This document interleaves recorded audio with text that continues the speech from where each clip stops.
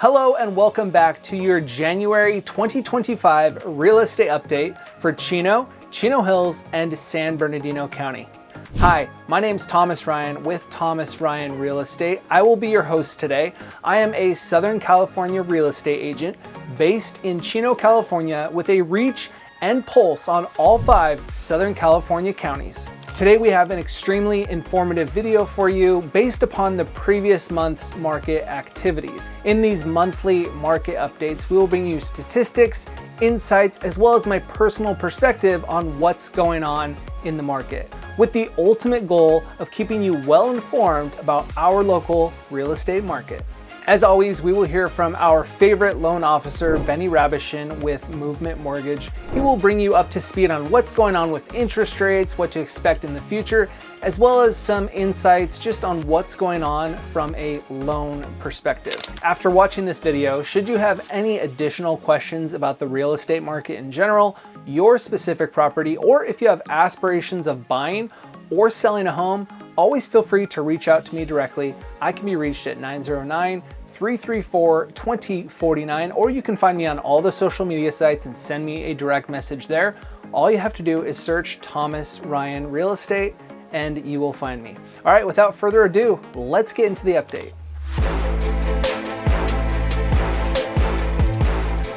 We are continuing to hear signs nationally that more homes will be coming on the market this year. Now let's go ahead and take a look at the active listings for Chino, Chino Hills, and San Bernardino County for January of 2025. From December 2024 to January 2025, we saw an increase in the number of homes on the market rise across all groups. In January, Chino had 146 active homes on the market, Chino Hills had 85, and San Bernardino County had a total of 5,280 active listings on the market. You see, this was not only an increase of homes active on the market month over month, but if you go back to January of 2024, this is an increase from then as well. While I wouldn't call this a flood of homes coming to the market, what I will say is that this is definitely a good sign for those who are pursuing a home this year.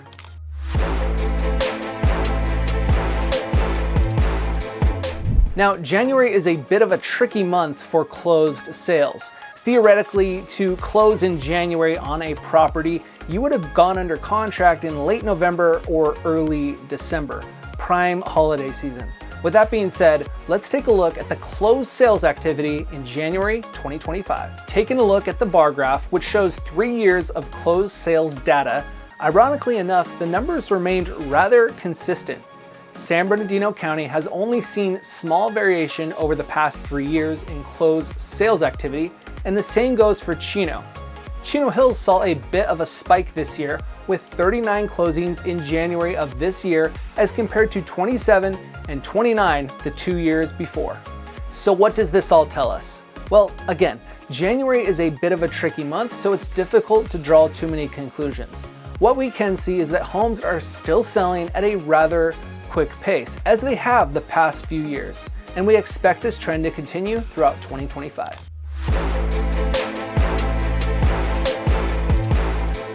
Speaking of the speed of home selling, next we will take a look at the median days on market data for January of 2025.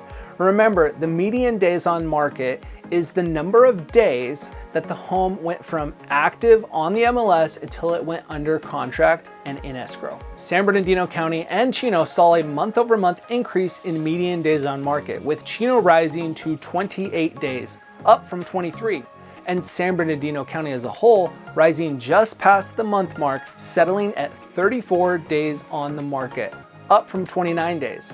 Chino Hills was the only one to reduce its median days on market, dropping to a median days on market of 30 days. If you take a look at the graph, you can see a pretty consistent trend over the last year. The median days on market has been increasing since around May or June of last year. Now, if you go back to the summer months of 2024, we were down to around the 10 to 15 day mark, while now we're in the 30-day mark on average.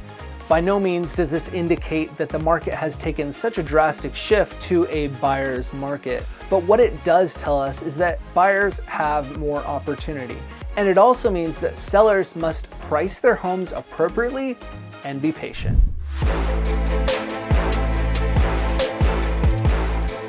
Okay, let me get this right. We have more homes on the market, less homes are selling, and they're taking longer to sell. This has all of the ingredients for prices to start coming way down. But are they? Let's take a look at the median price per square foot for January of 2025. Both Chino and Chino Hills for all of 2024 were up and down slightly from month to month, while San Bernardino County kept a pretty consistent trajectory. From December to January, Chino saw a slight decrease in median price per square foot, dropping from $413 to $400 per square foot. San Bernardino County also saw a slight drop from $338 to $334 per square foot, while Chino Hills actually rose past the $500 per square foot mark, again reaching $507 per square foot. While all of these sectors saw fluctuations up and down over the past year, one thing remains consistent for all of them. From January of 2024 to January of 2025, all of them saw increases in the median price per square foot. In Chino and Chino Hills, around a 5.5% increase, and all of San Bernardino County saw an increase of about 8%. As always, we save the best data point for last. Let's take a look at the median sale price for Chino, Chino Hills, and San Bernardino County for January 2025. San Bernardino County had a year-over-year increase from $500,000 last January to $550,000 this year. However, both Chino and Chino Hills actually saw decreases this year. Chino settled at $714,300, a 4.7% decrease from January of last year, and Chino Hills at $904,800, an almost 3% decrease from last January. While these decreases don't look good year over year, if you go back 1 month in Chino Hills, the median sale price was almost $200,000 higher than this month. So these lower numbers are likely spurred on more by smaller, low price point homes selling rather than a trend downward. If you take a look at the trend line for all of these groups, they continue in the upward direction over time, of course with blips up and down like this one. My biggest takeaway from all of this data is that San Bernardino County has been on quite a run the past few years. The demand for our area continues to be very strong, and with that comes higher home values.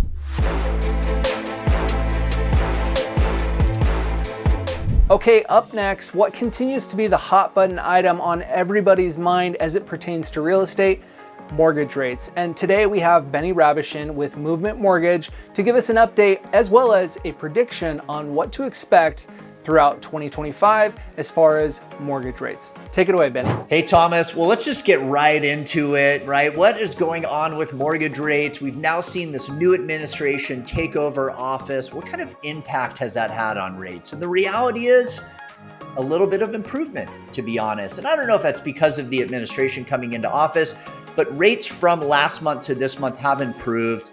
Today, we're sitting at about 6.875% for a 30-year fix. Now, of course, depending on your financial situation, could be a little bit lower than that, could be a little bit higher than that.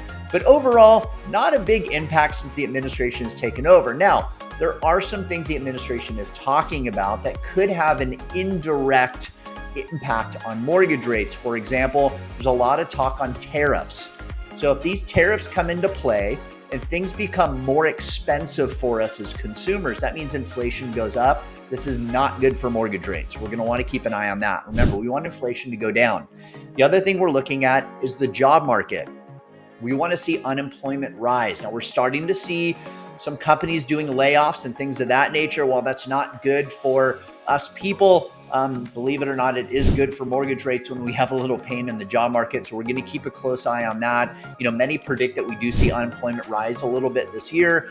So that could in return be good for mortgage rates. Again, I don't think we're going to see a massive change in 2025, but I do think that we see some relief. All right, let's talk about a little bit of opportunity that we're seeing right now with our clients that are in the market to buy.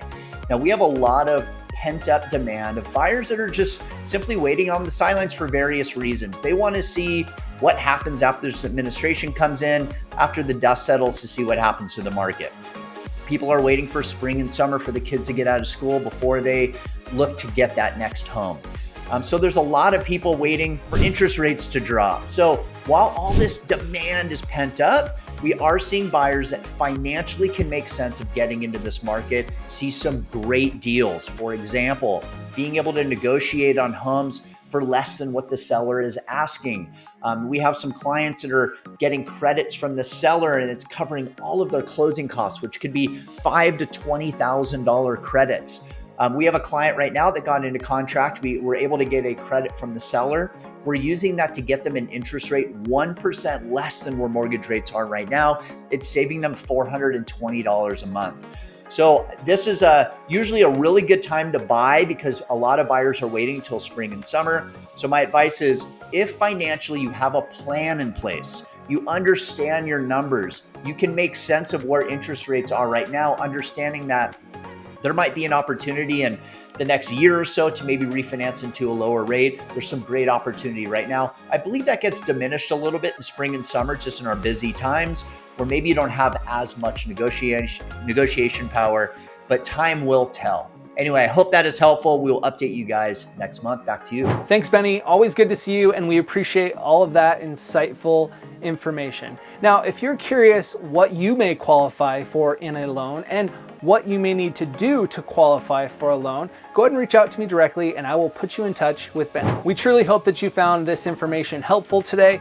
and if you did, please be sure to hit that like button and consider either subscribing to the Thomas Ryan Real Estate YouTube channel or follow me over on Instagram at Thomas Ryan Real Estate. Both of these are completely free for you to do, and it is very helpful for me to get this information out to you and others. Again, as always, feel free to reach out to me directly. I can be reached at 909-334-2049, or if you have a question you would like to leave down in the comments below, feel free to do that. It can help not only you, but maybe someone else that has a similar question. All right, until next month, have a good day. Bye.